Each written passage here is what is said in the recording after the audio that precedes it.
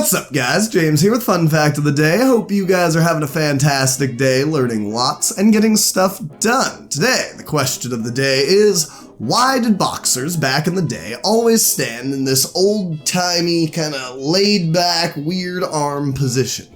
Well, it all dates back to a long, long time ago, when people fought without gloves. But it wasn't just because they didn't wear gloves. There's actually a very, very specific reason why they stood exactly like that, and it's probably not what you think. Back in the day, when boxers boxed, it was much, much more involved. There was grappling, eye gouging, choking, punching, kicking, all sorts of things. There were basically no rules. It was whoever died, and whoever didn't. And obviously there were plenty of matches where people didn't die, but the point is you fought until the other person couldn't fight anymore, and so, because of that, things were a little bit different. The main difference was that people didn't really go for face shots, specifically because if you hit somebody in the head, there was a good chance that you'd break your hand, or at least damage it, or break your wrist, or hurt it in some way, and then you wouldn't be able to box tomorrow, because these prize fighters back then, they fought almost every day. It was their full-time job. And so, they couldn't afford to not be able to fight the next day, so they went for mostly body shots. But the stance didn't start specifically because of that. You see, back in 1743, there was a man named Jack Broughton, and he was the king of fighting at the time. And he had just had a match where he hit somebody in the head when they were down, and they ended up dying a few days later from head trauma, and obviously he felt terrible about that, so he decided to try to formalize a set of rules for boxing. Some of those rules included things like, when you knock somebody down on the ground, you're not allowed to hit them for 30 seconds to allow them to get back up. You also can't hit below the belt and things like that.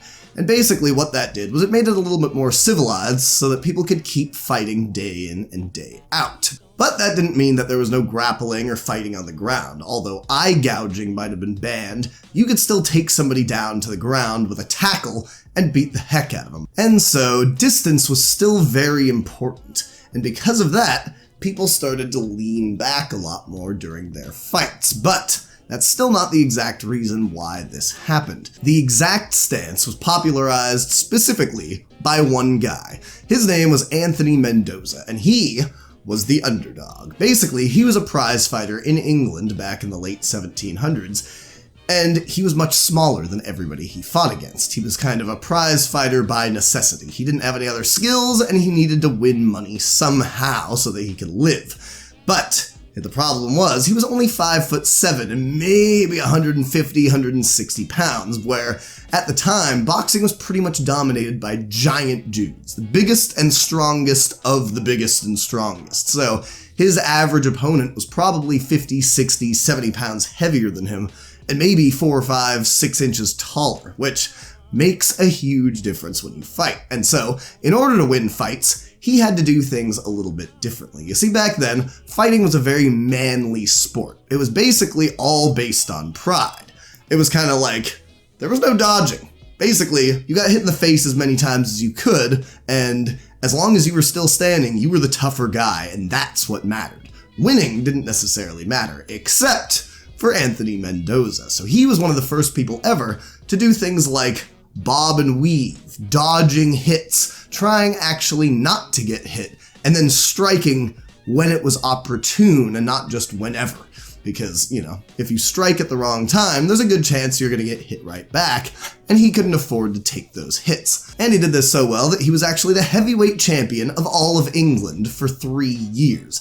So he decided to write, literally, the book on boxing, called The Art of Boxing. And this was basically a book on how to box and win against bigger guys. It talked about technique, dodging, and, most importantly for the purpose of this video, it talked about the specific stance that one should take in order to win a boxing match. And because there were no competing books for the next 150 years or so, it was literally the only book on boxing for a very long time.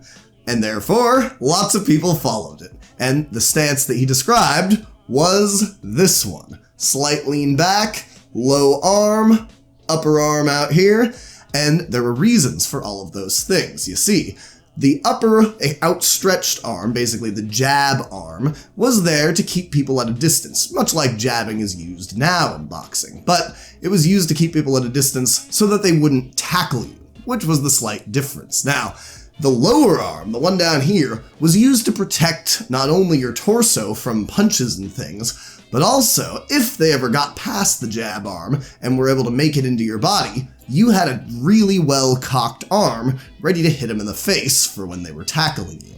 It was a good defense. And then on top of that, the lean back helped create just a little bit more distance because, like I said, they weren't going for headshots, so they didn't need that forward power like you do in today's boxing. You needed low, strong power occasionally. Now, bonus fact about the longest fight in the entire world.